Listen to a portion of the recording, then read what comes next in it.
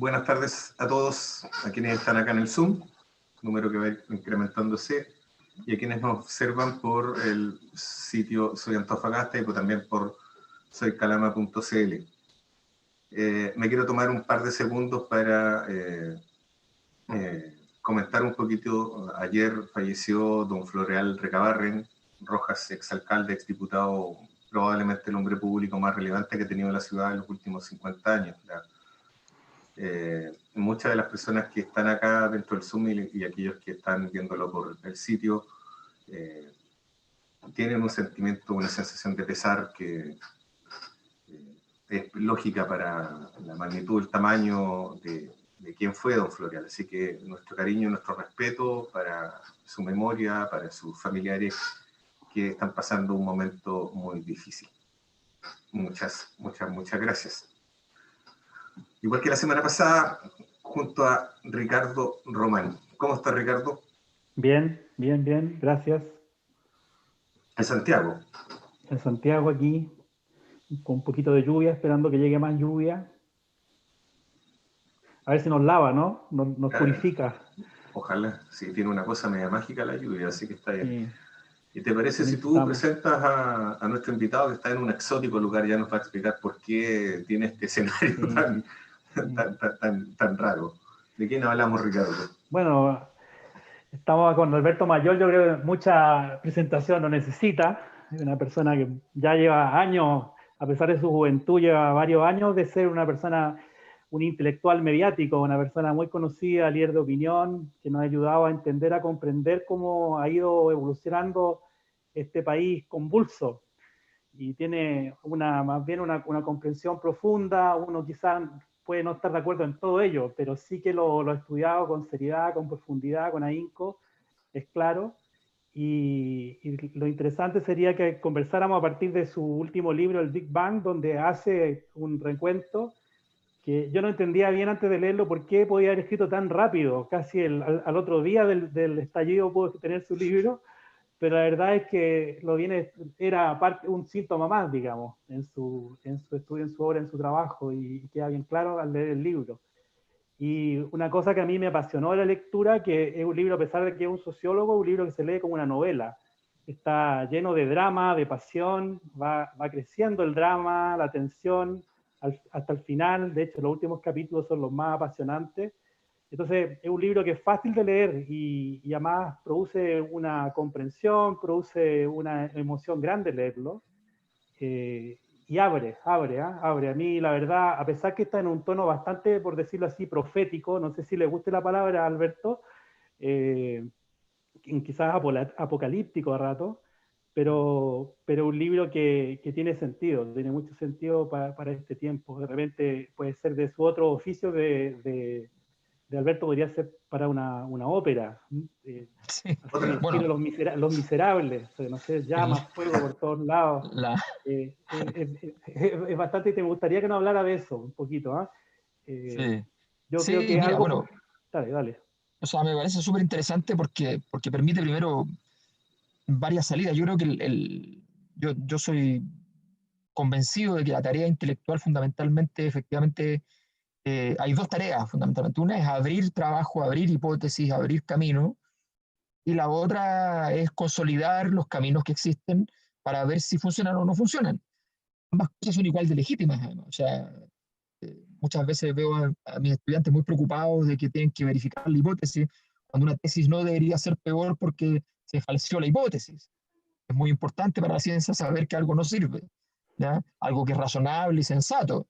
No obviamente si una tesis es absurda y obviamente sale falsa, bueno, no tiene ni una gracia.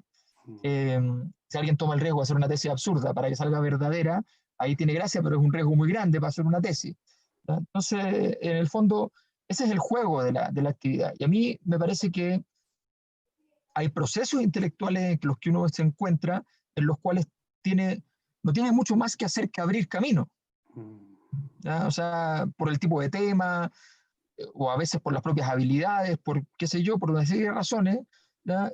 A veces la tarea de un intelectual está en abrir camino en una senda determinada. Todos estos temas por los cuales me he hecho conocido no son los que yo he trabajado en mi vida intelectual antes, me encontré con ellos haciendo trabajo investigativo en terreno, seguí el fenómeno porque me pareció fascinante, porque me pareció importante para Chile, después me di cuenta que era una cosa más generalizada. Les quiero contar que en el 2019 hay casi 40 países del mundo que tienen algo equivalente a un estallido social, ¿ya? Y la cifra se repite casi exacta el 2011, cuando Chile también le ocurre, y que en esos dos ciclos de explosiones, Chile es el país más intenso y más prolongado. Entonces, con eso ya uno sabe que está frente a una cosa que es importante, que es valiosa de entender. Ahora, tú decías efectivamente el tono. Primero, a mí me gusta que los lectores lean, ¿no? Entonces, y que hayan lectores. Y obviamente el código, el registro de la vida académica crecientemente ha sido escribir lo más feo posible. O sea, así como el amor por lo feo, ¿no? Y como yo no he llegado al nivel de evolución que requiere para ser kitsch, a mí no me gusta eso. O sea, entonces prefiero que la gente lo pase bien leyendo. No, no por aquello lo que se está diciendo es menos científico. Deriva de investigaciones, es un método de exposición, ¿ya? Y ese método de exposición no solamente sirve para que se entienda, sino que te sirve para muchas cosas. Si le voy a exponer, como me ha tocado exponerle a biólogos, químicos, físicos, voy con parámetros, porque ellos entienden parámetros, ¿ya? Y no historias, como la gente normal. Y voy yo con un parámetro, les muestro una lámina de parámetros y me dicen, esto es cierto. Inmediatamente, porque se dan cuenta de que los parámetros sí se movieron mucho en los últimos años. Entonces, si voy donde las personas que quieren leer y quieren entender lo que está pasando, lo que quiero contarles es una historia que tenga algún registro. Nosotros, muchas veces me preguntan porque yo ocupo mucho material de la sociología de la religión, y ese material, y por tanto de la historia de las religiones. La razón para eso es que no hay institución más genial para entender las dinámicas de poder que las religiones. Las religiones logran lo que los estados modernos tienen que hacer mediante la amenaza y la violencia, logran hacerlo a partir de la creencia tranquila, blanda de las personas. A veces esto se va de las manos y no funciona, y entonces, pero es la versión superior en el fondo de las dinámicas en las cuales una élite dirigente logra consolidar un orden. Entonces me parece muy, muy valioso. Y efectivamente cuando yo vi, a mí me pareció muy claro que lo que estaba pasando para el Big Bang era, para el estallido social, yo le llamo Big Bang porque tiene que ver con otro registro que esta línea de investigación me llevó, que es tratar de entender cómo son los fenómenos de energía en la sociedad. Entonces, ahí tomo la metáfora del Big Bang para entender la energía. Pero cuando veo eso, efectivamente dije, aquí estamos frente a una situación que por más que haya mucha gente que esté de acuerdo con, con el tema de las protestas, efectivamente es una situación ya límite para efectos del orden social. O sea, está efectivamente ya rompiendo tejido social por todas partes, está rompiendo el órgano, ¿ya? No es lo mismo que el 2011, que era como una perspectiva donde había una disputa política, pero con esperanza de una solución. En esto hay más bien impugnación, impugnación, impugnación, impugnación, sin poder salir de allí, ¿ya? Y ese escenario es el que me parece que efectivamente merece ser registrado en el tono, por dos factores, en el tono bíblico del Apocalipsis. Digamos. Efectivamente, yo juego con el Apocalipsis, y ese tono tiene que ver con dos cosas, con que uno, aquí lo que se dijo es importante, es gigante, eso que se dijo que es importante y gigante, yo lo homologo a la voz rotunda y estruendosa de Dios. Cuando habla de Dios con voz rotunda y estruendosa, nadie anda diciendo, oiga, pero tengo un apunte, ¿ya? Dios no siempre habla así en la Biblia. En el Antiguo Testamento, en el libro de Job, Dios se equivoca y termina reconociéndole a Job que se equivocó, ¿ya? Y es humilde, pero cuando Dios está súper seguro, no le va a andar diciendo que... Entonces, lo que pasó el 18 de octubre y en adelante es algo que en un rayado que vi que vi en la calle era muy bueno, decía, si querían una señal, esta es. Entonces, ya era rotundo. Y en segundo lugar, efectivamente hay una situación límite. O sea, nosotros sabemos que hoy día es un poco como la situación del cambio climático. Sabemos que si no hacemos algo ahora, esto va a empeorar. O sea, hay un cierto nivel, va a pasar un cierto nivel crítico, que esto ya se pierde todo el control. Y tú mencionas también hay otro cartel que dice, son tantas weas que no sé qué poner. Claro, Que, por- que, porque recorres el camino completo. El malestar partió difuso, ¿ya? Y termina difuso, pero no difuso, difuminado, con la diferencia de que el primer malestar no tenía capacidad explosiva y el último la tiene. Entonces, claro, tú de repente dices, oye, esta cosa está dura, porque es como una roca que va avanzando y va rompiéndolo todo. Y tú dices, esto es lo peor que puede pasar. No, lo peor que puede pasar es que sea un gas de alta presión. Esa es la situación en la que nosotros nos encontramos y eso es lo que hay que entender, hay que comprender en este estallido y ese es el gran tema de fondo al cual hay que ir y que tiene que ver con efectivamente esta manifestación extrema a nivel de la sociedad. No es normal que una sociedad marche literalmente, yo tengo el registro día por día, marche el primer mes, por ejemplo, 26 días 26 días de marcha prácticamente consecutivos. sí, Entonces, sí, con marchas grandes, todas. sí. Solo en época de Entonces, revoluciones. claro, es una época muy, muy, muy parecida a los procesos que llamamos antiguamente revoluciones. Lo que pasa es que las revoluciones, hay una cosa que también hay que entender. Las revoluciones tenían muy claro a quién había que derrocar. Claro. En las dinámicas contemporáneas, con las formas que tienen las estructuras de poder en el mundo, no sabes ni siquiera a quién hay que derrocar. Es como se transforma en una movilización que está llena de una emocionalidad disruptiva, pero no tiene objeto de fondo. Mira, No No hay un dice, enemigo, no hay un enemigo poderoso fácil de identificar, digamos. exactamente, exactamente. Entonces tú no tienes, o sea, está siempre el presidente de la República en todas las repúblicas, pero al fin y al cabo tú dices, bueno, pero ¿de dónde viene esto? Como no tienes una narrativa que explique de dónde viene toda esta falla, como no la logras comprender, no hay manera de llegar al punto de hacer la sentencia y decir ya que se vaya. ¿Ya? Todos los Tú actores haces, dudan porque... tú haces dos explicaciones, una como de diagnóstico de los efectos que ha tenido lo que le hemos llamado el modelo, el neoliberalismo, y también haces una secuencia de hitos, ¿no? Desde el Mm, 2011 en adelante. ¿Podrías contar un poquito de eso? O sea, ¿de dónde vinimos? Cuando dijiste esto, ¿por qué mm. llegamos acá, digamos? Porque para ti, en el fondo, no te sorprende tanto. Te puede sorprender la intensidad y el momento, pero de que esto podía pasar no te sorprende tanto, la verdad, Mm. en tu caso. Mira, la palabra clave aquí se llama, en términos políticos, se llama legitimidad.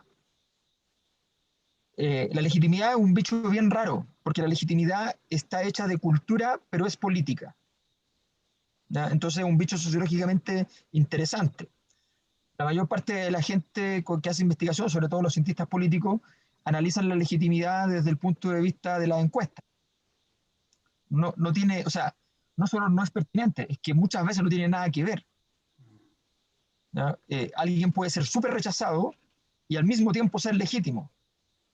¿Ya? Le pasa a muchos grandes líderes que tienen características y atribuciones que son ingratas para la población, pero no significa que no tengan legitimidad.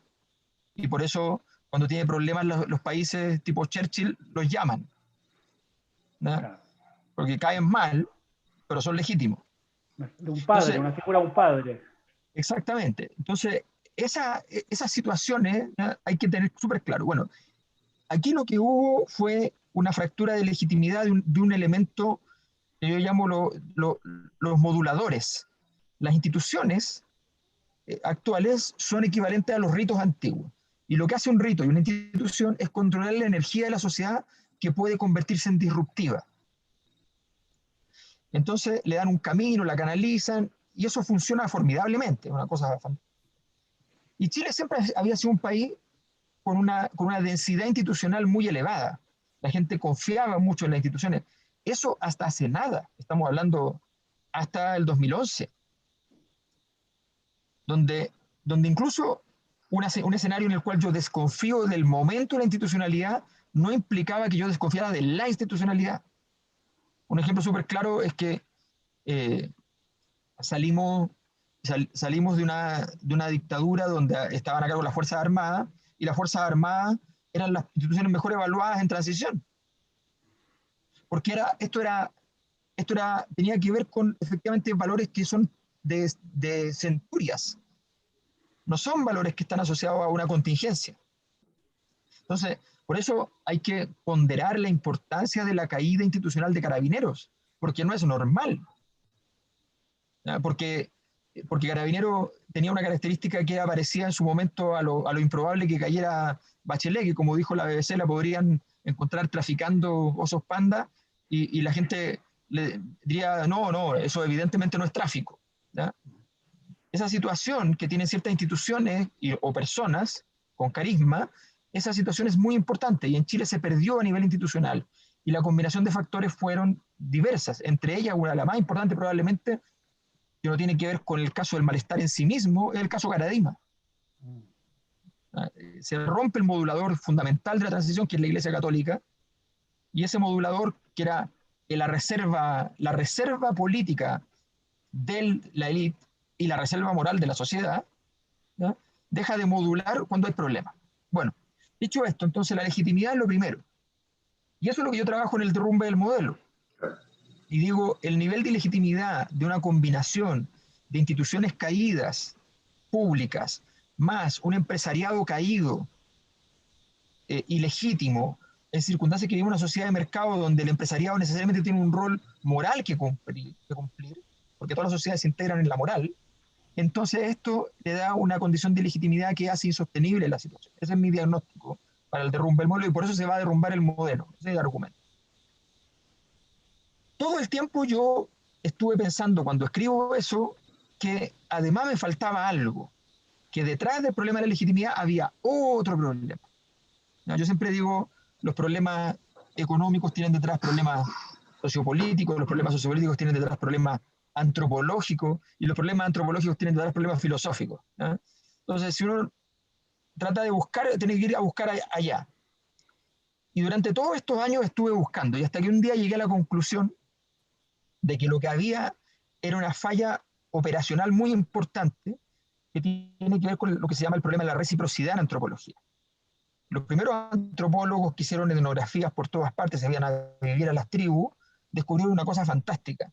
En todas partes del mundo, sin excepción, tribus que no se conocen entre sí, las reglas del dar, recibir y devolver son prácticamente iguales. Yo no te puedo dar más de lo que tú me puedes devolver. Si me das, yo tengo que devolver. ¿Ya? Yo tampoco te debo dar menos de lo que corresponde que te dé para construir saludable, sana. No puedo llegar a tu casa para tu cumpleaños con un regalo de 300 pesos. ¿Ya? Entonces, porque para eso no me traigas regalo y tráeme, no sé, ¿ya? Un papel escrito con un mensaje bonito. ¿Ya? No un problema de plata. Entonces, todos entendemos esas cosas. Las sociedades todas las entienden en toda la historia. Y ese problema es el constitutivo de lo social. Entonces, cuando empiezo a mirar eso, me doy cuenta de que en realidad nuestra sociedad tiene fracturadas las posibilidades del dar, recibir y devolver, porque básicamente lo que se produjo es la sensación de que había una élite con la cual los ciudadanos normalmente tenemos una deuda, que se llama financiera, bancaria, de plata, y tenemos que pagarla, pero esta élite tenía una deuda con la ciudadanía que no tenía por qué pagarla, que era la deuda de haber utilizado bienes sociales, bienes de la confianza legítima de las personas, de la sensación de la legitimidad misma, para poder hacer cosas que no habrían podido hacer si lo hubiésemos estado escrutando en el fondo. Nos debían la buena onda, de alguna manera, ¿ya? Y una inmunidad tranquila, y no fueron capaces de devolverla. Esa situación genera una crisis del dar, recibir y devolver, que yo creo que es clave en todo este proceso, y por tanto es allí donde se configura el marco fundamental para que de pronto alguna cosa haga que esto estalle. Alberto, sí, apuntaste hace un rato, esto se da en un contexto naturalmente mundial. Sí. Tanto el 2011, el año pasado, apreciamos en distintas partes del globo fenómenos de corte similar, más o menos graves, más o menos severos. ¿Cómo se explica esto? Porque inevitablemente uno tiene que pensar de que hay algo sistémico, hay algo más profundo, hay algo también que desconocemos, pues estamos interpretando realmente de qué es el ser humano y cuáles son los objetivos, los deseos, los anhelos, los temores de las personas que vivimos en este siglo que es complejo. Mira, tengo aquí, les puedo leer algunos países para que tengamos una idea de la magnitud de los fenómenos. Sudán, Argelia, Franja de Gaza, Egipto, Irak, el Líbano, Bolivia, Chile, Ecuador, Haití, Colombia, Venezuela, Hong Kong, España con Cataluña, Indonesia, Israel, Kazajstán, Malta, Nicaragua, Pakistán, Montenegro, Filipinas, Puerto Rico, Rusia, Serbia, Sudáfrica, Ucrania, Zimbabue, Estados Unidos, en fin, ahora Brasil se sumó, volvió a Estados Unidos, ¿ya? O sea, estamos hablando de una cosa enorme. Bueno, esto efectivamente pasa. Por ejemplo, el 68 pasó, el 89 pasó. ¿Qué es lo interesante? Lo interesante es lo siguiente. 2011 y 2019 tienen diferencia de 8 años, ¿ya? Y los otros tienen más de 20 de diferencia. Algo está pasando que no estamos siendo capaces globalmente de administrar las sociedades en todo orden, que el malestar nos está comiendo en el fondo. Y eso es cuando uno se pone a observarlo, se da cuenta que es efectivamente sistémico y tiene muchos factores. Uno de ellos, a mi juicio, pero esto es un juicio, es que la crisis del 2008 a nivel global, la crisis financiera gigante, es la única crisis grande de la historia que no tuvo modificaciones relevantes en la operación de aquello que produjo la crisis. Salvo una coyuntura muy, muy, muy pequeña. Hay un momento donde efectivamente esa cosa se da un poco de vuelta, se establecen cuáles son las medidas que habría que tomar para que no pase de nuevo, no se toman medidas. Esas medidas son sugeridas, de hecho el que diera esas medidas es interesante, porque el que diera esas medidas es la derecha francesa, o sea, es Sarkozy, que es un poco lo que pasa ahora con Macron. O sea, Macron toma todo un discurso que es bien innovador, porque dice muchas cosas que diría la izquierda, a tal punto que Mélenchon, que es ultra oposición de él, tiene que decir, vamos a apoyar al gobierno en un momento determinado, porque ya no tiene nada que decirle. O sea, y salen a decir, mira, hay que hacer cambios profundos aquí, hay que poner más Estado en esto, hay que hacer esto, hay que hacer aquí, y resulta que eso finalmente no se ejecuta. No, se llega incluso a Naciones Unidas a hacer un informe con grandes economistas disidentes que encuentran un camino para poder hacer con premios Nobel, por supuesto, con Stiglitz, Krugman, ahora mismo apareció Piketty con Stiglitz de nuevo, ¿ya? Y así, para poder hacer cambios importantes, no se hicieron. Por decirles un cambio que se sugería en el informe que pide Sarkozy, ¿ya? Y que Sarkozy lo manda a Naciones Unidas para que se pida un informe a estos mismos economistas en razón de aquello.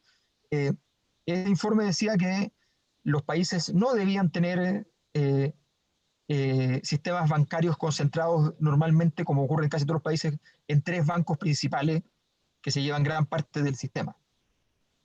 Porque estamos obligados a salvar a esos bancos si hay problemas financieros. ¿Ya?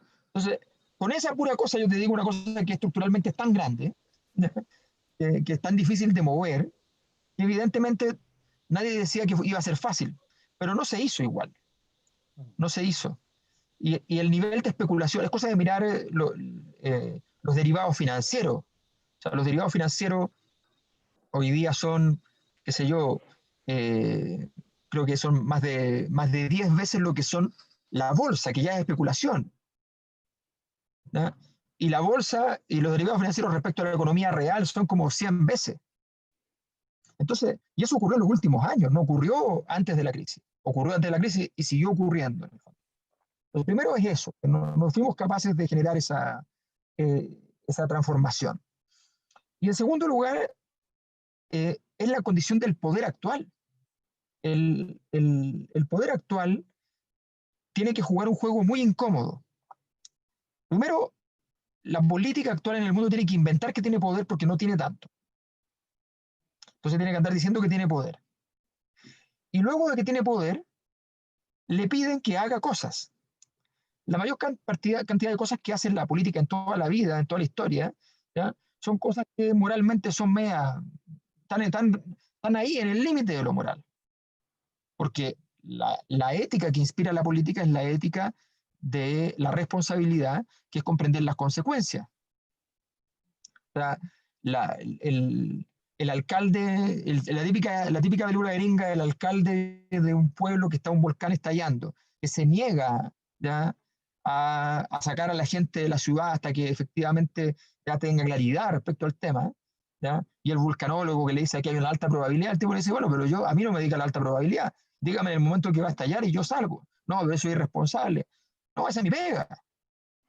La película te dice, ese tipo es malo, pero la verdad es que esa es su pega. Una autoridad política no te puede decir a cada rato, oye, podría haber un tsunami, salgan 6 millones de personas, muévanse para otra parte. ¿Ah? Eso no lo pueden hacer. Claro. Oye, pero tú mira, prácticamente desde el derrumbe del modelo, mucho antes, con el derrumbe del modelo, el texto, el libro, marca una inflexión en la conversación en Chile. Te trataron de todo, Sí. vuelvo a decir. Sí. Tú en el texto, en el Big Bang, enfatizas una cosa que me parece bien relevante, que es durante este tiempo, en esta parte de la conversación has detallado varios indicadores, por así decirlo, aspectos que en Chile fueron vistos como cuestiones aisladas y no interconectadas.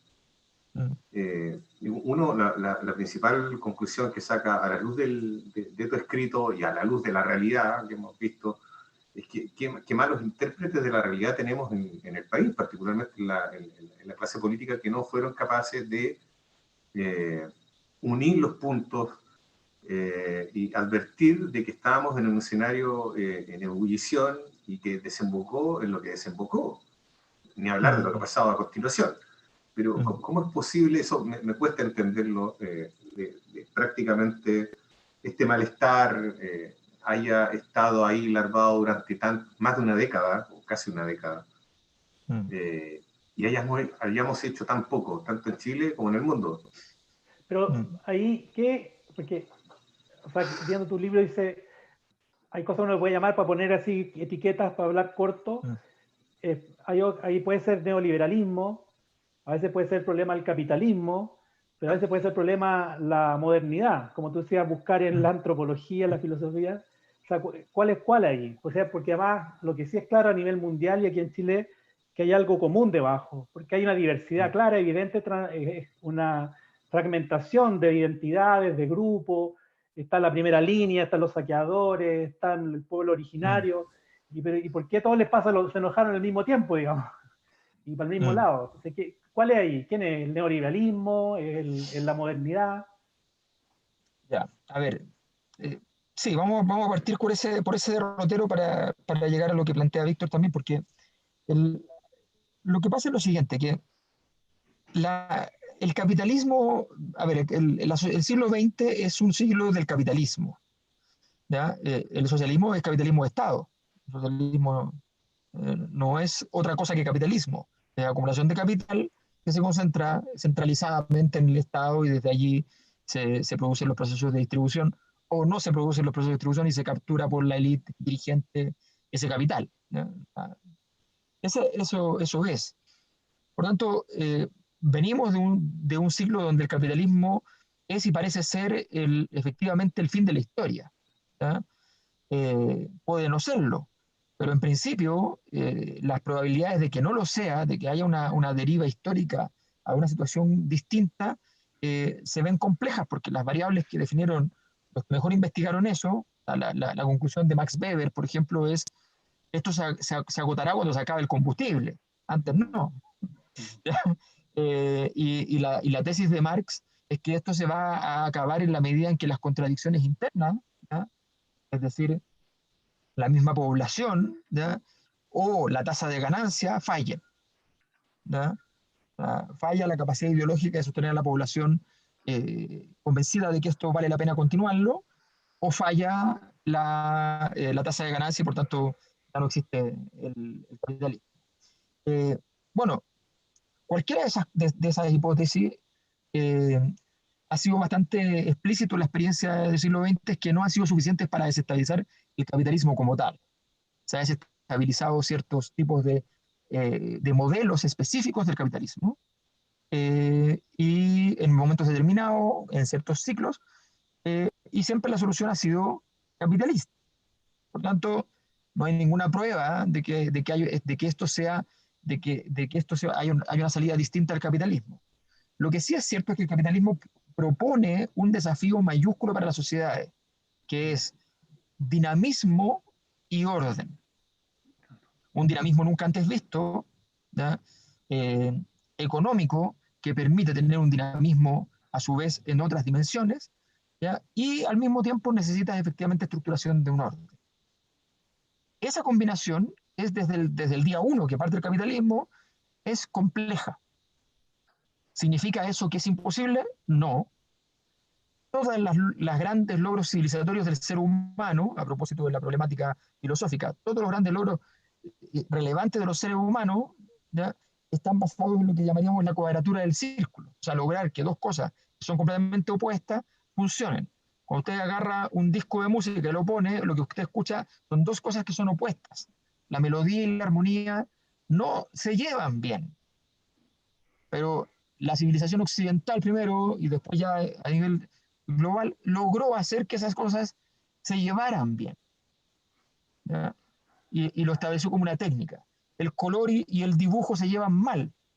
Lograr que una cosa que tenga mucho color y tenga muy definidos los dibujos se llevan mal. Entonces surgieron una serie de movimientos y qué sé yo, y la pintura avanzó en distintas ramas, más color o más dibujo, ¿ya? Entonces, tú tienes, todo eso siempre ha sido así. En las dimensiones artísticas, en las dimensiones políticas es lo mismo, ¿ya? Necesitas poder de arriba para abajo, necesitas legitimidad de abajo para arriba. Siempre es así.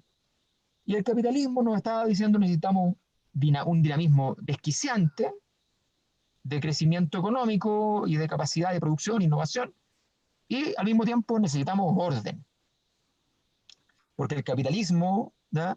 Requiere mucho orden, ¿ya? Como bien lo muestra la Bolsa de Comercio, el capitalismo es una persona histérica, ¿ya? Entonces le pasa cualquier cosa y entra en disrupción y deja el desastre, y qué sé yo. Dicho esto, ¿cuál es la razón por la cual efectivamente esto avanza ahora? Porque fundamentalmente las dinámicas que se van produciendo internacionalmente, donde Chile es protagonista principal, en eso que llamamos neoliberalismo, que en realidad es la confluencia de el uso de ciertas matrices conceptuales, teóricas, de ciertas corrientes económicas, monetaristas, neoclásicas más radicales, en fin, algunos ordoliberales incluso, que van y aplican un tipo de política que se transforma no solo en economía, sino que se convierte en modelo de sociedad. Y a eso llamamos neoliberalismo. Esa conversión es sumamente discutible desde el punto de vista sociológico. Es decir, no hay condiciones de modulación de los procesos de creación de malestar social en las dinámicas del neoliberalismo. Las políticas de austeridad, las políticas de restricción del fiscal, todo ese tipo de políticas que pueden tener en muchos aspectos razonables, porque evidentemente uno entiende que no se puede gastar mucho más de lo que tiene, todos lo entendemos, pero las sociedades no son una casa, son harto más complejas que una casa, y por tanto es evidente que allí hay una falla sociológica, que puede ser una virtud en lo económico, y puede no serlo, todavía eso está en veremos, ¿no? Es una discusión.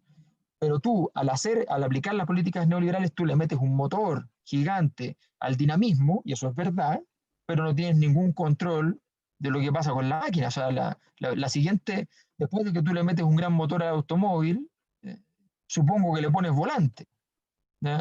Entonces, si no tienes volante, no tienes un auto. Y ese es el problema en el cual nos encontramos.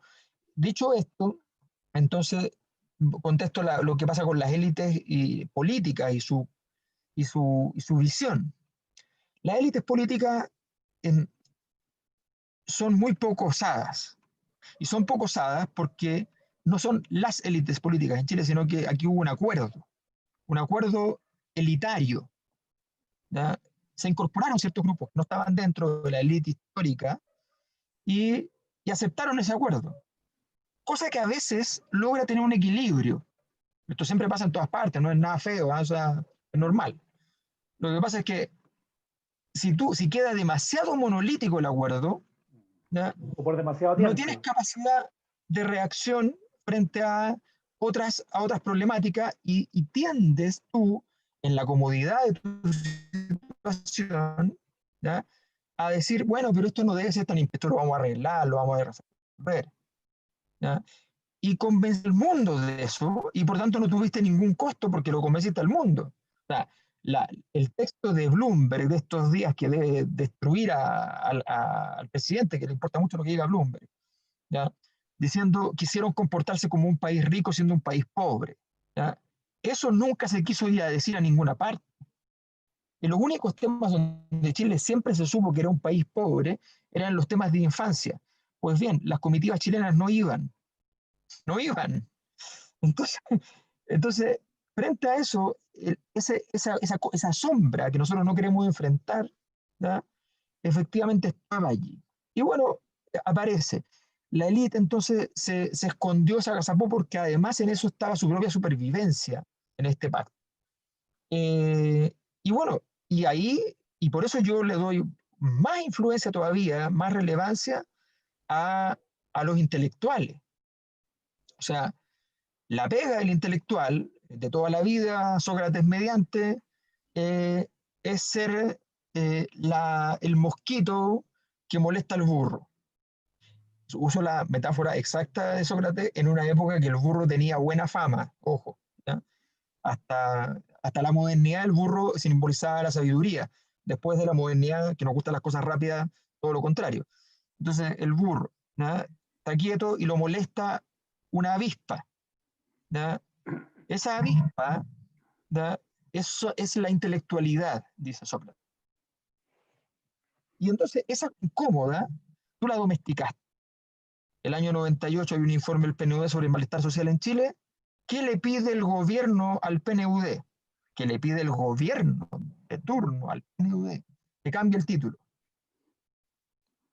Que no se llame el malestar de la modernización, que se llame las paradojas de la modernización. O sea, y de ahí para adelante no nos olvidamos del asunto. Y la pega del político es ser particularmente, no es su pega ser inteligente, ni es su pega ser honesto intelectualmente. Eso no es su pega. Esa es la pega de los académicos, que tienen que tocarle la puerta. La pega del político sí es abrir la puerta a los académicos y escucharlo. Y ahí es donde se produce una interacción. Y el académico le va a pedir cosas que el político jamás haría, por ningún motivo, pero entiende que hay algo que se está moviendo, que hay que ponerle atención. Y entiende que hay que mirar políticas públicas que tengan que ver con eso. Hay que ver casos exitosos y hay que empezar a mirar cosas más aplicadas y menos terroríficas que lo que dice el académico que hace diagnóstico, siempre es bien terrorífico, ¿no? Y bueno, esa es la situación. Ahora, Pero el mundo académico decidió, y este es el punto que a mí me parece vergonzoso, en general, ser más bien empleados del poder. Ahora, esta verdadera marea que tú graficas así en estos hitos, que viene ya de años y de antes quizás, al mismo tiempo no se ha expresado, digamos, electoralmente. O sea, volvió a ganar Piñera, con el estallido y todo, Lavín sigue encabezando las encuestas. O sea, no mirando tanto en lo político, sino que qué puede haber como de rescatable para esas mismas personas que están enojadas en cómo han vivido hasta este tiempo. O sea, quizás no todo ha sido tan malo. O sea, en una parte puede haber sentimientos de desamparo, de enojo, de abuso, pero también hay algo que todavía lo hace no descartar todavía, por lo menos en lo político, lo que había de antes. Exacto. Mira, a ver, lo que pasa es que hay que produce una confusión concreta e intelectual. Lo contrario del malestar no es el bienestar. Lo contrario del malestar es el poder. O sea, el animalito que surge desde el poder cuando el poder no es capaz de avanzar por un camino que esté pavimentado, ese residuo que queda de poder mal llevado se llama malestar. Por tanto, yo puedo estar muy bien en mi casa, tener un acceso fantástico a los bienes de consumo, puedo tener muchas condiciones mejores, puede mi ciudad haber mejorado muchísimo, y sin embargo tener malestar social y no ser un mal agradecido. Entonces, son categorías de análisis que son diferentes. Entonces, de hecho, más aún, las sociedades donde más disrupciones hay no son las sociedades pobres, son aquellas sociedades que han tenido riqueza y la dejaron de tener, o que tienen una situación de clase media muy estabilizada después de haber habido un aumento relevante de los ingresos. Esas son las sociedades que son más disruptivas. No es habitual, salvo situaciones muy límite, que la situación de pobreza conduzca a procesos disruptivos. Entonces, ¿qué es lo que pasa? Efectivamente, este ciclo está marcado por un hecho súper claro, y es que, y es normal, gana Piñera 2 veces y gana Bachelet 2 veces. Tan simple como eso. Y la razón es súper simple. La razón es que la gente ha apostado todo el rato a buscar una salida que más o menos está en el marco de lo que existe. ¿Significa eso que le encanta lo que existe? No. No. Significa que las sociedades tienen una cosa muy sabia, y es que le tienen pavor al vacío. Y por tanto, toda transformación, cito textual a Nietzsche, es conservación por selección. O sea, yo elijo algo que está en el pasado, pero en vez de estar quinto en el orden de prioridad, lo pongo primero. Pero es algo que existía. Y la sociedad está buscando eso que había. ¿Cuál es la fórmula? ¿Cuál es la solución? La clave del triunfo de Sebastián Piñera está en Michelle Bachelet. Michelle Bachelet, la gente confía en ella para hacer una transformación de gran tamaño. Y esa transformación fracasa horriblemente, abrumadoramente. Fracasa por razones de peso y por razones livianas. O sea, fracasa por razones de diseño político y de políticas públicas, primero, y cuando eso ya está a punto de fracasar y caerse en sí mismo, fracasa por culpa del hijo, que le pone que corta finalmente la posibilidad de otra posibilidad de ese proyecto político. Porque ese proyecto político, y eso lo dije desde el principio, eh, y para mí el símbolo es que yo le mandé a hacer un análisis lingüístico al programa de gobierno de Michelle Bachelet, porque me parecía muy rara la forma que estaba escrito, y entendí por qué cuando los lingüistas me mandaron el informe y decía, ¿ya?, que de los seis lineamientos para la educación, que era el corazón ¿ya?, 3 no tenían sujeto, verbo y predicado, ¿ya? Entonces, era eso, ¿ya? Era un camino que no era camino. Y entonces, obviamente la gente dice, ¿cuál es la única certeza que me queda en todo esto? La única certeza que me queda, ¿ya?, había una aventura nueva que se llamaba Frente Amplio, y había una certeza que se llamaba Sebastián Piñera. Y si yo iba a la época de Sebastián Piñera, yo recordaba que había mucha turbulencia en las calles, pero que el ingreso de los hogares creció como nunca el 2011, ¿ya?, que el nivel de empleo era espectacular, porque después del terremoto además hubo un gran nivel de estabilidad en la construcción y qué sé yo, y vino todo un ciclo de bonanza económica muy importante, y los recuerdos que tiene la gente de esa época son buenos. Y además entretenido, porque entre medio había una revolución, pero una revolución agradable, simpática, con temas buenos, que terminó en la gratuidad, que terminó con... O sea, al final, ¿cuál es? Una revolución con plata. Una revolución con plata, una revolución con manifestaciones estético-expresivas interesantes, una revolución donde no había tanto dolor sino esperanza, ¿ya? Entonces, en medio de eso era súper razonable, y la izquierda, carente de proyecto. Entonces, aquí hay una cosa que es súper simple. La pregunta para la derecha se resolvía fácil. ¿Cuál es su modelo? Y la derecha te decía, abre la ventana. Ese es mi modelo. Te puede no gustar alguna cosa, ¿ya? ¿Ya? No te la voy a cambiar. Ese era su problema, era su defecto. ¿Ya? No te la voy a cambiar. Porque era demasiado orgullosa esa visión. Pero tú le decías a la izquierda, ¿cuál es su modelo? Y tenías que empezar a ver, ¿y cuál será? ¿Ya? Decir cosas así como países nórdicos, países ricos, tenías que decir cosas así, porque si no, pero finalmente todos estaban diciendo, mientras tú pensabas que esto era, tu modelo era Venezuela, Cuba, y en el peor de los casos Norcorea, China. Oye, Alberto, Entonces, esta es la situación. Alberto, esta cuestión, o sea, tú lo expresas muy bien, es muy compleja porque tiene bajadas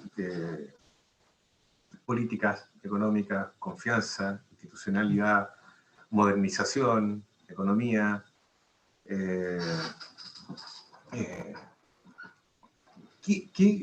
pero estamos en un problema que tenemos que resolver. Y aquí intervienen no solamente la ciudadanía, intervienen los políticos, intervienen los intelectuales. ¿Tú observas comprensión del fenómeno, de la magnitud del fenómeno? Y si eso existe, el paso siguiente me imagino que debe ser, bueno, ¿qué hacemos a continuación? ¿Dónde nos paramos?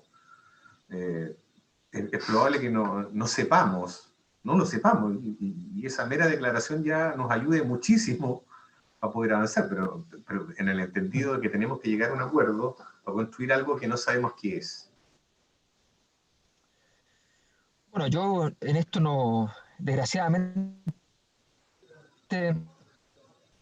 eh, a mí me lista para el 2011 y, y yo efectivamente fui optimista curiosamente en ese momento. Y básicamente porque me parecía que efectivamente las manifestaciones, las protestas y los contenidos de lo misma permitían ejercicio reparatorio todavía y permitían recortar en términos de política pública muchas cosas malas de las cosas buenas y por tanto no tenés que votar toda la basura, votar lo que quieres votar, nunca queda perfecto, siempre se te va un poco de cosas que no querías votar a la basura y nunca logras poner todo lo que querías poner de bueno, pero podías hacerlo. Y con un poco de honestidad intelectual, con un poco de riesgo político, dado esa ruta sin haber tenido que comerse incluso su propia crisis, eventualmente. Bueno, pero eso no existió generalizadamente. ¿Ya? Mi visión antes de eso era que en general era más bien pesimista y mi visión después de eso ahora es pesimista también. O sea, creo que Chile no ha afrontado los temas relevantes del futuro de Chile, las cosas urgentes como estas, que eran evidentemente urgentes. O sea, eh, tienes un terremoto grado 8,5 el 2011 y te quedas esperando el grado 10 en algo que se puede cambiar. Y ahora tienes el terremoto grado 10 y ¿qué estás esperando? ¿El 12? O sea, es súper raro. Me llama mucho la atención y creo que nosotros, y es profecía autocumplida, de alguna manera como que hay un segmento de la población en Chile que quiere que su profecía sea autocumplida y puede serlo, ¿eh? O sea, puede ser que mañana digamos que el mejor momento de la historia de Chile fue algún lugar parecido al, no sé, 2008, 2012, ¿ya? Eh, puede que digamos eso. Y eso significa que fracasamos. Eso significa que fracasamos porque yo me pregunto sabiendo algunas partes de esa respuesta. ¿Ya? Estaba hablando con varias personas y particularmente con una persona que está muy bien conectada a nivel internacional con temas de innovación y digitalización. Me dice, mira, yo, él negocia, es un chileno que negocia por otros países, no por Chile. ¿Ya? Representa a otros países en grandes discusiones sobre telecomunicaciones, 5G, en fin. Me decía, mira, yo no logro entender, o sea, Chile no está haciendo nada en esto, ni siquiera sabe lo que habría que hacer. las comitivas de China y Estados Unidos para ir a discutir estos tratados relativos con la digitalización del futuro son comitivas de 300 personas. Claro. De 300 personas. Cada uno se especializa en un párrafo, ¿ya? Y discute sobre ese párrafo. O sea, es una cosa, la importancia que tiene esto para la economía del futuro es enorme. ¿Por qué Estados Unidos tiene dos bolsas, tecnológica y otra que es la bolsa de valores normal?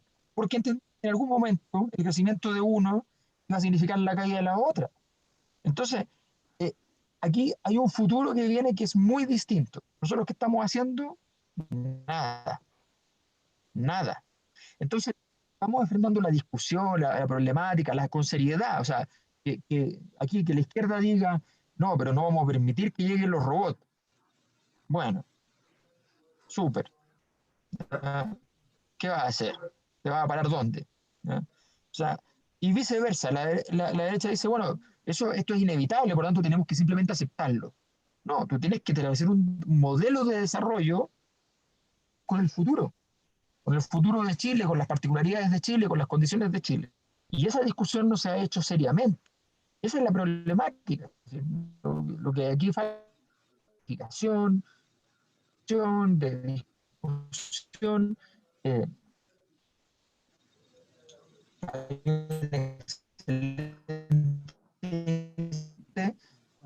Pero eso no tiene una bajada en Chile en términos institucionales de construcción de políticas públicas, por ejemplo.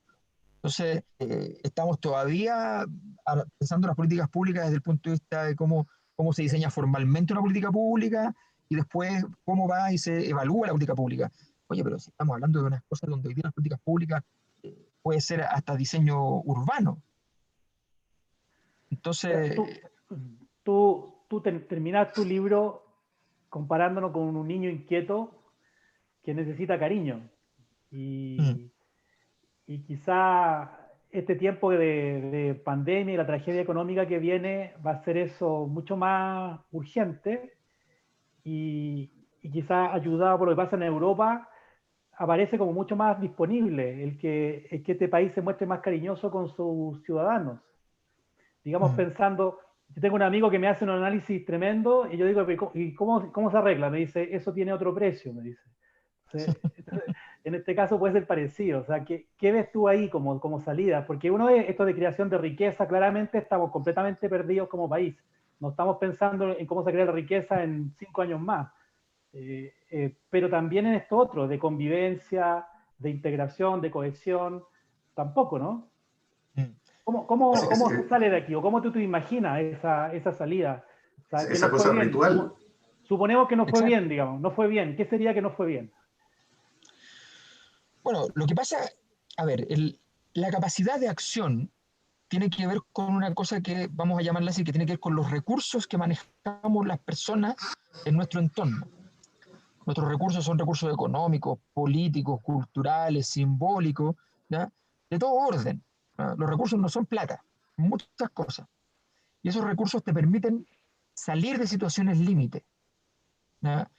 Por eso, no sé, hay universidades en el mundo que seleccionan positivamente a estudiantes que llegan postulando y que tuvieron una situación trágica que superar en su infancia, por ejemplo.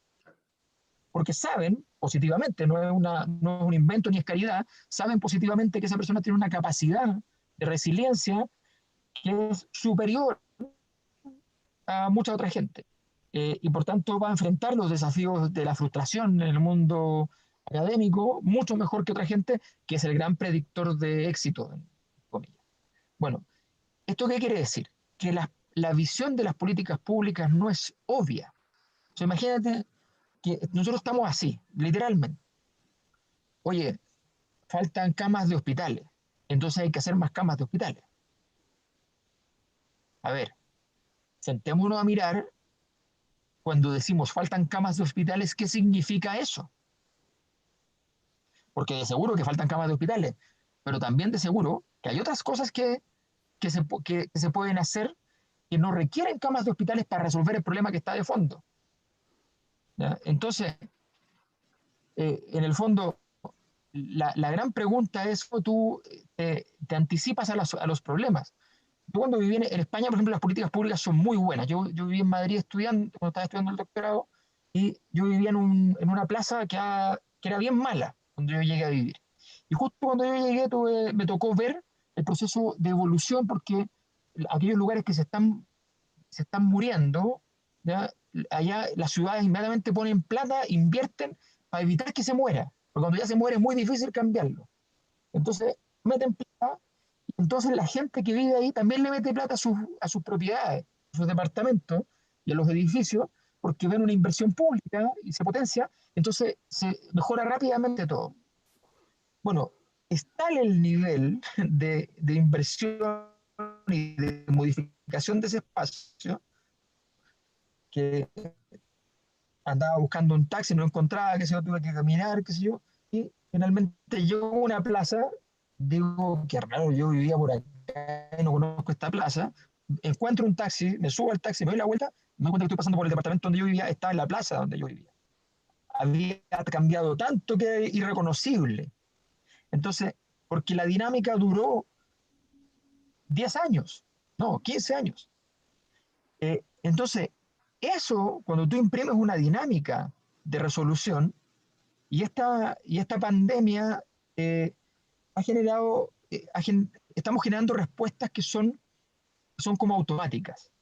A mí lo que me preocupa es que todavía las respuestas son, bueno, a ver, eh, es evidente que requerimos más cuidados para el tema sanitario. Entonces, tenemos que en cuarentenarnos, sí o sí. Puede ser, pero lo que yo no vi nunca fue una discusión de cómo compatibilizamos una cosa con la otra, porque hay mucha gente que anda diciendo la inmunidad de rebaño no.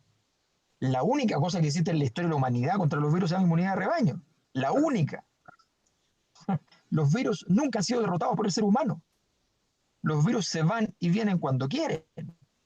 Y por lo tanto, si tú quieres enfrentarlo, lo único que te queda es la inmunidad de rebaño, que las vacunas lo resuelven. Si tuviéramos una fecha para la vacuna y nos dijeran, oiga, sabe que hay que estar guardado 4 meses, tal vez tú tomas la decisión a sabiendas. Pero si la vacuna se demora 2 años, no hay sistema que resista. Y entonces, no, pero el Estado tiene que salvaguardar. Sí, muy bien, me parece muy bien. Pero ok, si yo no tengo una economía funcionando, ¿cómo lo hago? ¿Cómo? Porque no tengo tributos. Ya, vamos a producir dinero en el mundo para todos los países y va a haber una organización internacional. Yo lo que he echado de menos acá, fíjense lo siguiente, aquí hay un gran fracaso, el fracaso de la globalización. ¿Cuántas de las decisiones que se han tomado responden a la propuesta de la globalización?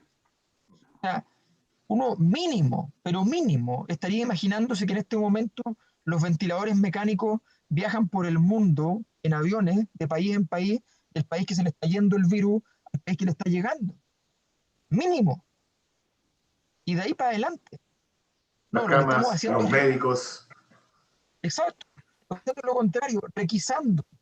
Claro. ¿Dónde están las situaciones para poder atender casos conjuntamente entre muchos países del mundo, colaborativamente? ¿Dónde está ocurriendo eso? No está ocurriendo.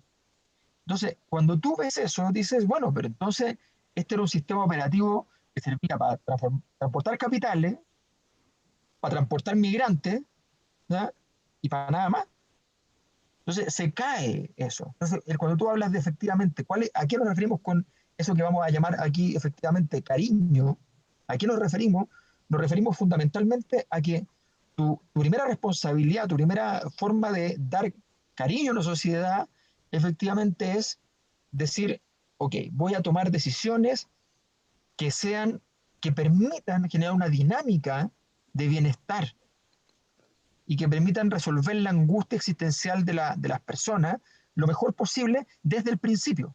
Y no empezar al riego por goteo, no empezar a decir, queremos esto, no fue suficiente, cuando era evidente no fue suficiente, queremos esto otro. O sea, hace un mes estábamos 60.000 pesos más imposible. Hoy día son 100.000 pesos. Antes dijeron que no 80. Están todos en los 100.000. ¿Para qué? ¿Para qué ser más organizado desde el principio? Entonces, la primera responsabilidad es eso, y efectivamente nosotros tenemos que tener tenemos que inculcarnos una sociedad en la cual hayan recomendaciones. Por ejemplo, hay cosas súper simples de todo esto, ¿ya? Ojalá que toda la dinámica de crisis estuviera enmarcada en que todos los que estamos en una posición tratamos de mantener todos los pagos y gastos que van hacia abajo lo más parecido posible. Y tratamos de que los que están arriba nuestro, ¿ya?, hagan lo propio con nosotros, ¿ya? Ese es el óptimo. Obviamente hay quienes no pueden hacer en la posición de uno, en la posición de más abajo, en la posición de más arriba, y allí hay que ver cómo se resuelven esos problemas. Pero eso es esa es la forma de mantener, digamos, una sociedad que tú dices, bueno, cada uno se hace cargo de lo propio, del mundo que está alrededor de uno. Y eso es lo que en el fondo vamos a tener que ir haciendo. Y Alberto, no comentaste, pero me gustaría que hablaras un poquitito de la violencia que se ha visto, lo dijiste sin decirlo, pero toda esta hipótesis de que tenemos una cantidad de paramilitares venezolanos, cubanos, de izquierda extrema de distintos países, no explican naturalmente lo que ha ocurrido, el fenómeno, pero lo que hemos visto en la última década sí puede explicar los niveles de violencia inusitada que hemos apreciado o que vimos durante muchas semanas. Son dos cosas distintas. Mira, a ver, aquí hay una cosa que me parece preocupante en el fondo, que es como que evitar dar por sentado que quienes estamos analizando el asunto partimos de la premisa de que no nos gusta salir a la calle y que haya violencia. O sea, yo estuve en la calle con mi guagua en brazos y de repente aparecían escenas de violencia un domingo por la tarde en un parque y tú tenías un riesgo objetivo y por lo tanto no te gusta, ¿no? A nadie le gusta, ¿eh? Todas las sociedades tienen una cantidad de personas muy chiquititas que puede efectivamente tener una misión violenta para su vida. Eso existe en todas las sociedades del mundo. Y la mayor parte de las veces esas personas no tienen cómo hacerlo porque hasta para eso se requiere un poco de legitimidad, ¿ya? Entonces, la pregunta no es si estamos a favor o en contra de la violencia. Entonces, a mí me parece que literalmente estos esfuerzos de sacerdotales, digamos, de condena puritana a la violencia, parten de una premisa que es equivocada, que es como alguien de verdad, o sea, yo iba a programa y estaba cansado. Imagínense la situación, uno lleva, no sé, años investigando el asunto, conoce más o menos las causas, qué sé yo, hay una discusión interesante a nivel internacional, es un tema súper potente. Lo primero que te piden es que condenes la violencia. Pero ¿qué diablo? ¿De qué estamos hablando? O sea, eh, literalmente, o sea, estamos hablando de fenómenos sociales. La violencia es equivalente a condenar un maremoto. O sea, es un fenómeno. Es un fenómeno que ocurre en momentos específicos y no en otros, ¿ya? Es un fenómeno que ocurre bajo ciertas circunstancias, bajo ciertos mecanismos de contagio, entre comillas. Entonces, y esas condiciones se dieron en Chile. Esas condiciones se dieron en Chile. Entonces, claro, efectivamente, la situación de la violencia era inaudita para nosotros porque estábamos viviendo en un país donde la violencia es improbable. El fenómeno más importante es que además en Chile eso no es normal. La palabra protesta en Chile es una mala palabra para la mayor parte de la ciudadanía. Los chilenos no suelen protestar. Entonces, un país que no suele protestar tiene 2011 gigante, 2012 grande, 2016 gigante, 2018 gigante, 2019 descomunal. Entonces, pero por favor, entonces tenemos una situación que efectivamente requiere entonces un análisis que va más allá de la situación de la violencia. ¿Cómo se resuelve la violencia? Bueno, es una gran pregunta. Yo he recibido contacto de gente del mundo de Carabineros. ¿Ya? No lo he hecho público porque yo no soy periodista, por tanto no es mi pega, ¿ya? Y yo les he pedido que si me autorizan a darle eso a periodistas, y me han dicho que no, ¿ya?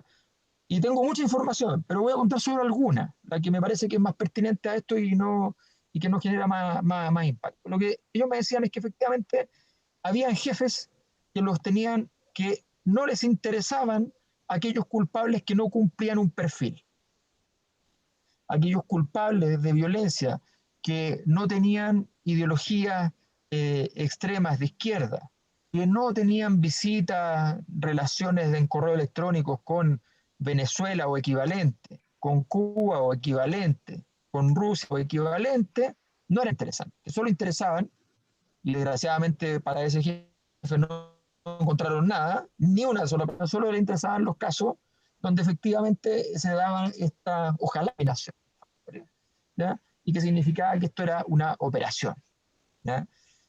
No, esto fue un fenómeno que tiene ribetes de organización, obvio, obvio, que tiene ribetes de células que partieron esto en su momento, obvio, obvio. Ocurrieron eventos en todas las universidades antes que hacían presagiar esto, ¿ya? Desde el punto de vista, uno se puede pensar que eso tenía que ver más que nada con una preparación para la COP25, ¿ya?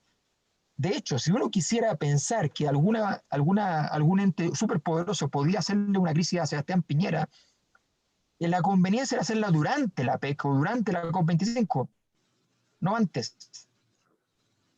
Entonces, todas esas hipótesis gozan de ese absurdo. Ahora, efectivamente, ¿la violencia es preocupante? Por supuesto. Por supuesto, sí, sí. Por Fuera de supuesto. discusión. Claro, porque significa que se rompió un tejido social y significa que no estamos siendo capaces de afrontar la situación. Y si tú resuelves la violencia con más represión, ¿ya? Entonces finalmente entra en una dinámica que no para. Alberto, O sea, eso no...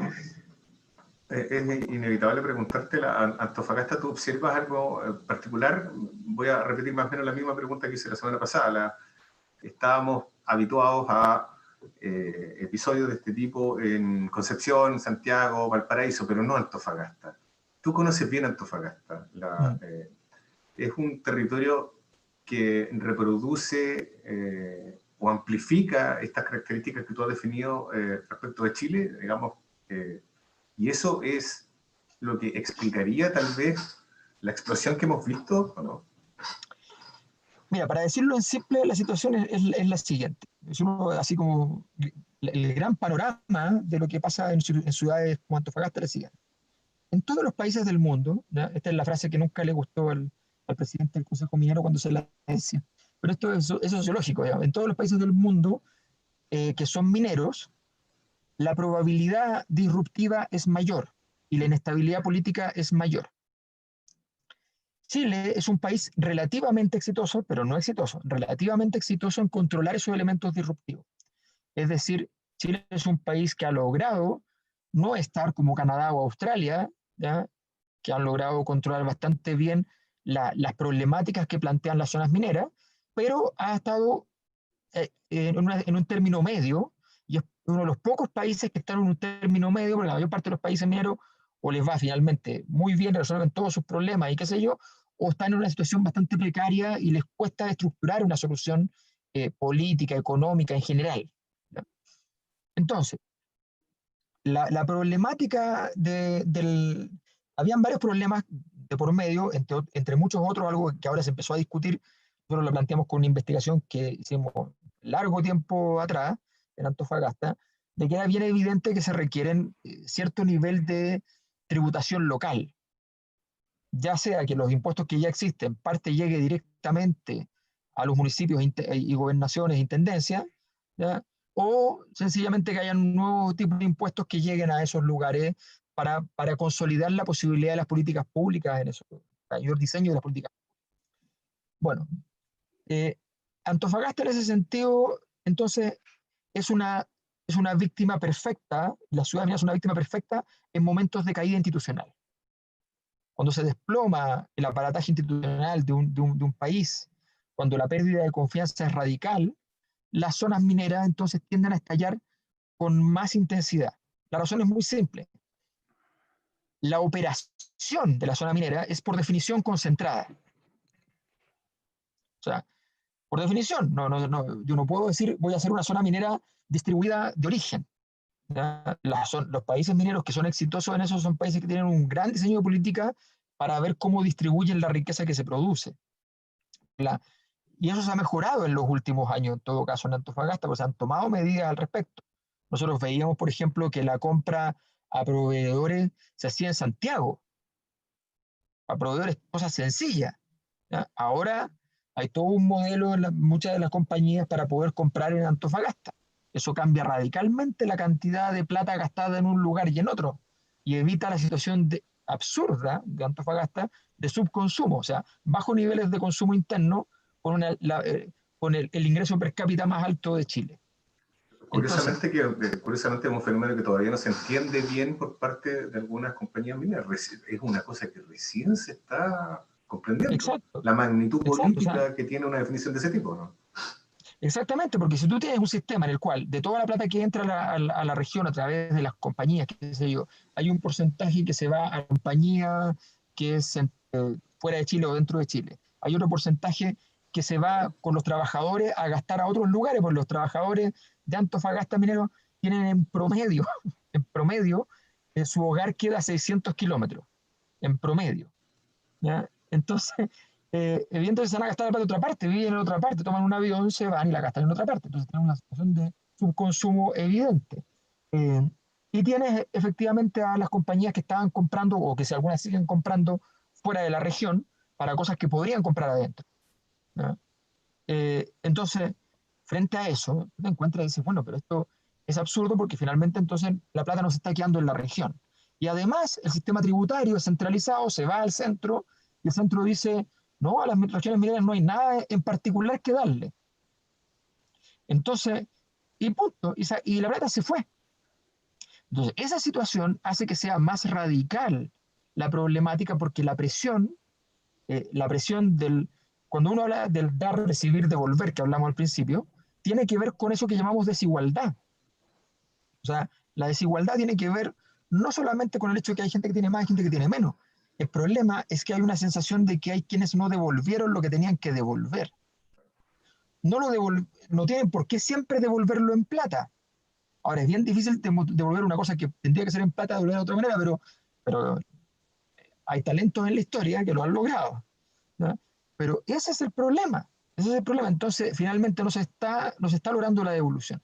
Y allí es donde entonces esto estalla duramente. Efectivamente, lo que pasó en Antofagasta es muy, muy duro, muy intenso, y todos los pecados cometidos, ¿ya?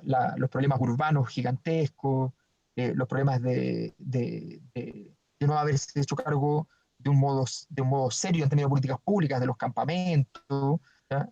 Estamos hablando de Antofagasta que hace 15 años dijo, estamos por terminar los últimos campamentos, ¿ya? Y hoy día tiene 8 veces esa cantidad de campamentos. Oye, Entonces, de eso estamos hablando. Alberto, tú fuiste como, por decir así, el intelectual de los estallidos, digamos, de los indignados incluso por de ese tiempo, ¿no? Sí. Y también, y paralelamente apareció la generación que iba a ser la generación política de los indignados, la que iba a reemplazar a la otra. ¿Qué le pasó al Frente Amplio? Bueno, le pasó que le falló el diagnóstico de época. O sea, pensó que una forma de pensar que pasa mucho, porque uno suele pensar que uno es parte de la solución y para peor cree que es del tamaño de la solución. Entonces llegó a pensar de que el tamaño de la fisura, de la fractura que había en la sociedad, era exactamente del tamaño que tenía el Frente Amplio, que tenía incluso antes de ser Frente Amplio, el origen, los 2 o 3 rostros originales en el fondo.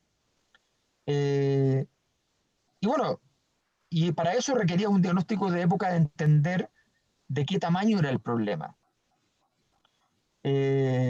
Y eso no fue conseguido, no fue logrado. Entender la dimensión del problema. Por tanto, en algún momento el Frente Amplio incluso fue y compró acciones de la institucionalidad, del orden, en un sentido muy concreto. O sea, efectivamente diciendo, ok, esto fue lo que fue, hay un poco de esto que sigue, esto poco que sigue es del tamaño de lo que yo puedo ofrecer como modificación, y punto. Y tengo la legitimidad para eso. He sido declarado, en el caso de Revolución Democrática, he sido declarado un partido relevante para el sistema, y en el caso de George Jackson he sido declarado santo, literalmente. Y por tanto, soy del tamaño de la solución. Bueno, lo que quedó claro es que ese diagnóstico, que no era fácil, no era correcto, que el tamaño del problema era mucho más grande, y el 2019, si el 2011 los pilló vamos a decirlo así, a Giorgio parado en el lugar correcto y con la actitud correcta, el 2019 lo pilló en el lugar incorrecto y con la actitud incorrecta. Y por tanto, hoy día el Frente Amplio tiene que subir el cerro, ¿ya? Y no está en la punta del cerro.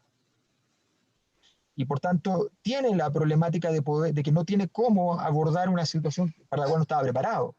Una coalición que no estaba preparada para tener que subir ese cerro porque pensaba que lo tenía subido por derecho propio. Y eso es lo que lo tiene en una confusión total, y es lo que genera que esta semana haya sido... Los señales de confusión del Frente Amplio son enormes.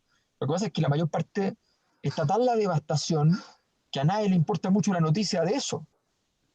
O sea, yo no hice ni aspavientos, pero yo cuando me fui al Frente Amplio dije, lo único que quiero, son esas cosas que uno hace como ritualmente, dije, lo único que quiero es que quede claro que todas las veces que hicieron estas cosas es porque me quisieron. Entonces fui y recurrí de protección a la Corte de Apelaciones, con un caso inganable, porque no hay derecho para eso, para movimientos políticos sin partidos políticos. ¿Ya? Era tal el nivel de arbitrio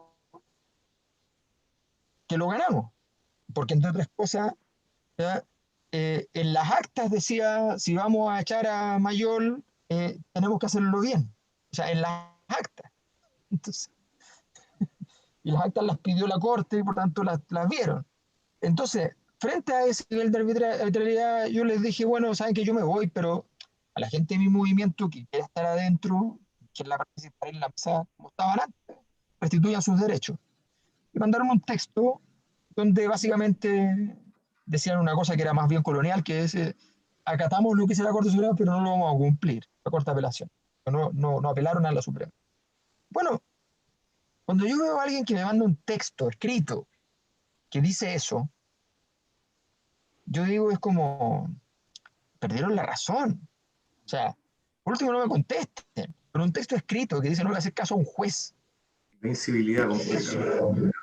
Eso no tiene ningún sentido. O sea, una coalición que mañana puede y quiere gobernar, ¿cómo va a hacer eso? Entonces, no, yo no, en ese sentido considero que hace mucho rato vengo viendo muchas actitudes, esas son las que me tocó vivir a mí, pero estoy hablando de muchas actitudes de todo orden, que terminan con decir, bueno, pero aquí está pasando algo, que no es normal, y que no revela la estatura que tendría que tener una coalición que mañana se va a poder hacer cargo del país. Que es una mala noticia, digamos, porque, bueno, ¿y quién se hace cargo, digamos? Bueno, es una mala noticia porque justamente eh, no se ve un camino de solución. O sea, de alguna manera, uno dice, bueno, hay quienes van y dicen, esto tiene que cambiar. O sea, lo dice Lavín, ¿no? Eh, ahora, a mí me tocó estar en televisión con Lavín, entonces, como lo conozco, desgraciadamente puedo decir que no le creo. O sea, Joaquín, estábamos juntos y estábamos todas las semanas juntos, entonces era una semana decía, porque lo que los datos indican es que tal cosa. Y decía, Joaquín, eso no indican los datos. Entonces, no, entonces primero dice, está equivocado. La semana siguiente yo llegaba con el papelito, entonces, Joaquín, porque lo repetía, siempre repite las cosas, entonces, repetía, aquí tengo el papel. Entonces me acuerdo que me estaban así como que agarrar el papel y decía, pero Joaquín, aquí está el papel, o sea, este es el dato, no es el dato, lo niega el dato. Entonces, no, a la semana siguiente lo decía de nuevo. ¿Ya? Entonces yo digo, bueno, no sé qué pensar, o sea, me encantaría pensar que si efectivamente él va a ganar, va a efectivamente hacer un cambio importante.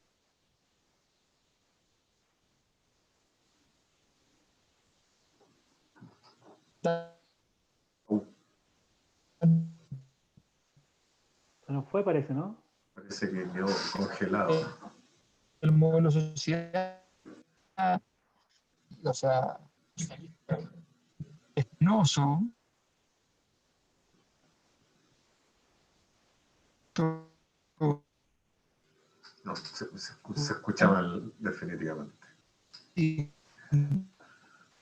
Y nos pasamos de tiempo, Ricardo, con Alberto. Sí, algunos minutos. Un par de Pero minutos. está bueno, ¿verdad? no creo que haya los liderazgos hoy día Ay, sí. para enfrentar. Oh, Ahora lo porque estoy en un momento a Víctor veía recortado. ahora sí, ahí te veo. ¿Ahora sí? Ya. Sí, no te escuchamos los últimos 2 minutos bien, la verdad. Ok. No, mira, lo único que decía es básicamente que había o sea, que en el fondo hoy día no se vislumbra una calidad de liderazgos que tengan el calado como para resolver esta problemática. A mí eso es lo que más me preocupa. Me preocupa nacional y me preocupa a nivel internacional.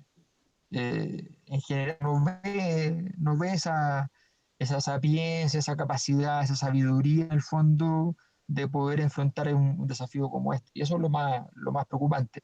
Ojalá eso cambie. Dar oportunidad para demostrar liderazgo, no una oportunidad para que los líderes estén guardados esperando el momento de algo, o sea, un proyecto, alguna cosa, alguna visión del futuro. Y eso es lo que estamos, en el fondo, creo yo, la mayor parte de la población está esperando, sentir que en el fondo le pasamos esto a alguien que se haga cargo. Claro. ¿A quién se lo pasamos? Exacto. Oye, Alberto, súper gentil como siempre.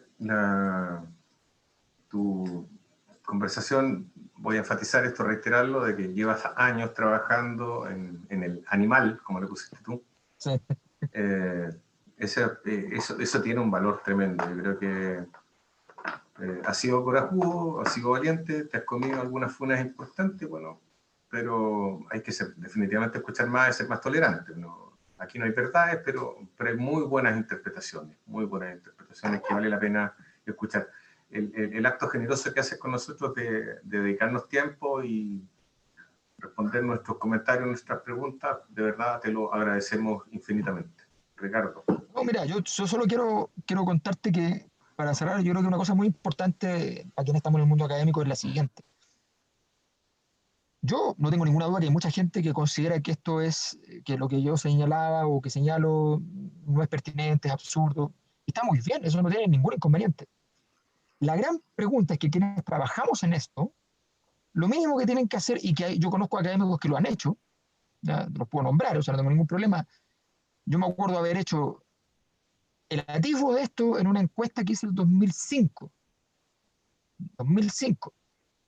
o a ver, sí, 2005.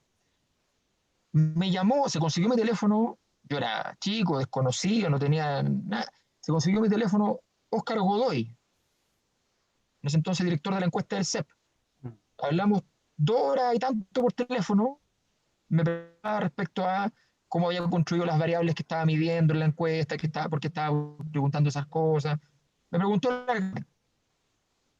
años después, ya, otra persona, bueno, que tiene que ver con él, Arturo Font, a propósito de uno de mis libros de autopsia sobre las élites chilenas, lo lee, me llama, me dice, oye, te invito a almorzar, quiero conversar contigo las preguntas del libro. Listo. Hay centros de estudios que te invitan y tú vas y estás 2 horas con ellos y les explicas lo que has estado haciendo. Eso me parece esencial. ¿Van a estar de acuerdo? Probablemente no. Yo voy a donde me invitan. Yo he ido a la Fundación Jaime Guzmán, ¿ya? me he ofrecido, pero no me han invitado nunca a Libertad y Desarrollo, ¿ya? O sea, estoy perfectamente disponible. Me parece que esa es la pega justamente que hacemos. Eh, y yo lo único que digo simplemente es, oye, ve el material, hablemos sobre eso y luego avancemos. Eso es todo. Lo demás, está bien, si estar de acuerdo, nadie está obligado, o sea, y las pruebas científicas son todas falibles, así que no voy a decir que esto es de una determinada manera, pero al menos, bueno, destaco un gesto, por ejemplo, hay un académico que había dicho para el 2011 que lo mío era delirio y que ahora para el 2019 escribe una columna y dice, me equivoqué, traté súper mal a este señor que no lo conozco, pero lo traté súper mal, y la verdad es que tiene un punto y al menos hay que examinar la hipótesis y estaba mirando algo que tal vez nosotros no estábamos mirando. Listo, la honestidad intelectual, ¿ya?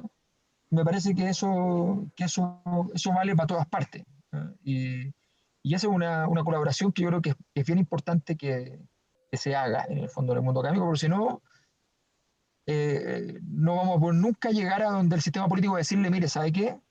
De verdad, tenemos medido el animal, sabemos cuánto pesa, ¿ya? Y el animal puede entrar en una cristalería y la puede romper. Sí. Ok. ¿Estamos, don Ricardo? Sí, quería darte las gracias, Alberto, y ojalá que podamos invitarte otra vez y seguir también profundizando más esto que le han llamado la modernización. Somos modernos, no somos modernos, y cómo nos ha cambiado culturalmente solamente. O sea, más allá de este encuentronazo que tenemos con la élite permanente, o las élites, que sería bueno decirle así, también hay un Chile ahí, que es un magma chileno que viene creándose hace 30 años. ¿En qué consiste ese? También sería una buena, interesante conocer ahí tu visión de eso. Así que ojalá que podamos verlo. Y te agradezco mucho tu generosidad hoy ¿Me día. parece? Bueno, yo encantado, yo siempre que estén las condiciones para poder hacerlo, fantástico.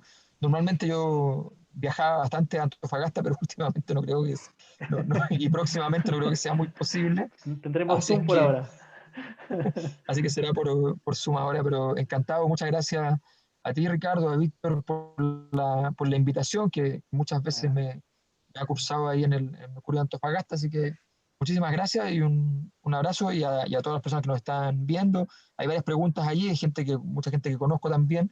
Así que en algún momento habrán suficientes eventos para poder responder. De hecho, el mismo este sábado que viene, de hecho, tengo ahí un evento también en la Feria del Libro Online que está organizada ahí por justamente la gente de Antofagasta, por Marcela Mercado, Francisca Navarro. Que debe estar por ahí la Marce.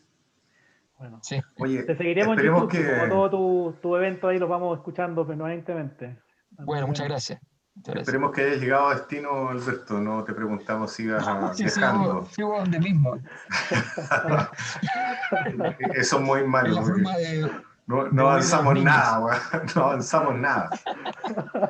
No, Esperemos sí. esperemos que no O sea, sea una señal de algo hay, malo. hay una, o sea, técnicamente, como no meto el auto dentro de la casa, pero técnicamente es una violación de la cuarentena, pero estoy a un mes. Sí, sí, Así estoy de acuerdo. Oye, Alberto, Ricardo, muchísimas gracias. Gracias, Víctor. Gracias a quienes estuvieron acá en el Zoom y a los que están viéndolo por YouTube en Soy Antofagasta, soycalama.cl. La entrevista queda disponible, así que la pueden volver a revisar y viralizar con sus amigos. Vamos a estar el próximo miércoles con un invitado que vamos a definir ahí con Ricardo a quién vamos a llevar para que nos siga ayudando a esta interpretación, a este puzzle o este rompecabezas que con distintas observaciones para entender, tratar de entender dónde estamos y para dónde vamos en este Chile y en este mundo que nos sigue sorprendiendo. Muchas Ok, gracias. Que estén Chao, muy nos bien. vemos. Chao. Gracias, muchas gracias.